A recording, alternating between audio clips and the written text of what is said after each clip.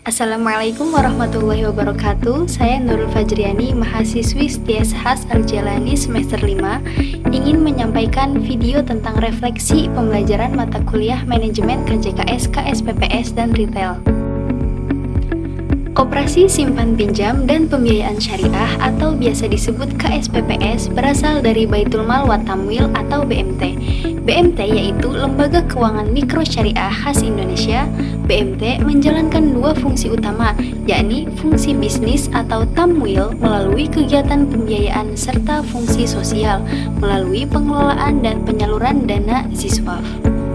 KSPPS sendiri merupakan koperasi yang secara khusus bergerak dalam usaha simpan pinjam dan pembiayaan berdasarkan prinsip syariah.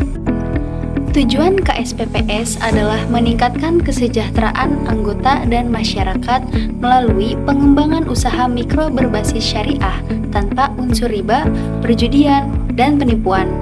Untuk mewujudkannya, KSPPS perlu meningkatkan kualitas koperasi yang tercermin dari kesehatan koperasi, pelaksanaan RAT rutin, pertumbuhan jumlah anggota, serta laporan keuangan yang baik. Kualitas koperasi tersebut berpengaruh langsung terhadap keberhasilan koperasi yang dapat diukur melalui modal, volume usaha, dan sisa hasil usaha atau SHU. Berdasarkan Pasal 1 Ayat 1 Undang-Undang Nomor 25 Tahun 1992, koperasi merupakan badan usaha yang beranggotakan orang perseorangan atau badan hukum koperasi yang menjalankan kegiatan berdasarkan prinsip koperasi dan asas kekeluargaan. Selanjutnya, pada Pasal Nomor 3 Undang-Undang tersebut menegaskan bahwa koperasi bertujuan meningkatkan kesejahteraan anggota dan masyarakat serta berperan dalam membangun perekonomian nasional yang adil dan makmur berlandaskan Pancasila dan Undang-Undang Dasar 1945.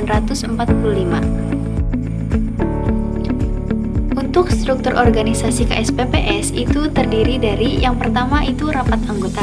Di bawahnya ada pengurus yang terdiri dari ketua, sekretaris, dan bendahara. Di samping pengurus ada pengawas dan dewan pengawas syariah. Di bawahnya pengurus itu ada pengelola yang terdiri dari direktur usaha, direktur keuangan, direktur operasional, direktur bisnis, dan direktur audit.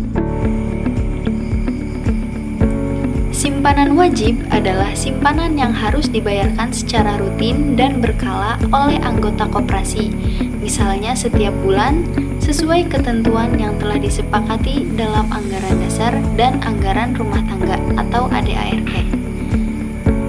Simpanan ini tidak dapat diambil selama anggota masih aktif dan berfungsi sebagai sumber modal usaha koperasi untuk menjalankan kegiatan operasional serta pelayanan kepada anggota. Simpanan pokok adalah sejumlah uang yang wajib disetorkan oleh seseorang satu kali pada saat pertama kali menjadi anggota koperasi. Besarnya simpanan pokok ditetapkan sama untuk seluruh anggota dan tidak dapat diambil kembali selama yang bersangkutan masih tercatat sebagai anggota koperasi. Simpanan pokok berfungsi sebagai modal awal koperasi dan menjadi tanda keikutsertaan anggota dalam kepemilikan koperasi.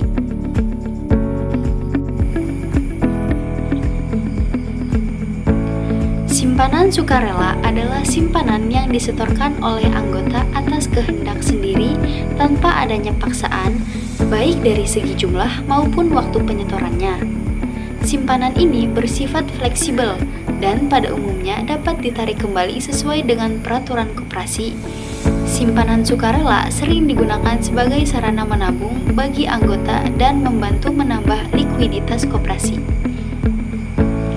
Rapat anggota tahunan atau RAT merupakan forum pemegang kekuasaan tertinggi dalam koperasi yang wajib dilaksanakan sebagai bentuk pertanggungjawaban pengurus kepada anggota selama 1 tahun.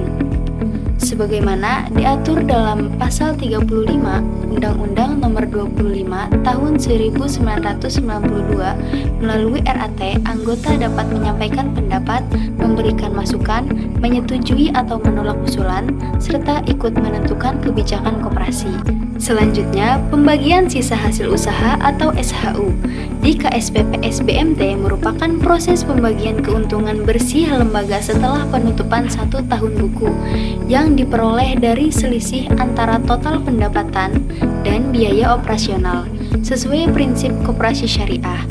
SHU dibagikan kepada anggota berdasarkan besarnya kontribusi modal, jumlah simpanan, serta tingkat partisipasi transaksi selama periode berjalan, sehingga anggota dengan kontribusi lebih besar akan menerima bagian SHU yang lebih tinggi. Selain itu, sebagian SHU dialokasikan untuk cadangan koperasi, dana pendidikan anggota, jasa pengurus, serta dana sosial sesuai ketentuan yang disepakati dalam rapat anggota tahunan, guna menjaga keberlanjutan dan keadilan pengelolaan koperasi. Pendirian KSPPS BMT di Indonesia diawali dengan pembentukan tim pendiri minimal 20 orang yang menyusun ADART berdasarkan prinsip syariah, serta menetapkan struktur organisasi termasuk pengurus dan dewan pengawas syariah. Selanjutnya, pendiri menyiapkan rencana usaha dan modal awal, kemudian melaksanakan rapat pendirian untuk menetapkan nama koperasi, tujuan, simpanan anggota, dan rencana kerja. Seluruh dokumen tersebut dibuat dalam akta pendirian oleh notaris dan diajukan kepada Kementerian Hukum dan HAM serta Dinas Koperasi setempat untuk memperoleh status badan hukum. Setelah pengesahan, KSPPS BMT mengurus NIB atau izin usaha sebelum mulai beroperasi dengan tetap memenuhi prinsip syariah dan pengawasan Dewan Pengawas Syariah. Sekian video refleksi mata kuliah dari Nurul Fajriani, kurang lebihnya mohon maaf. Wassalamualaikum warahmatullahi wabarakatuh.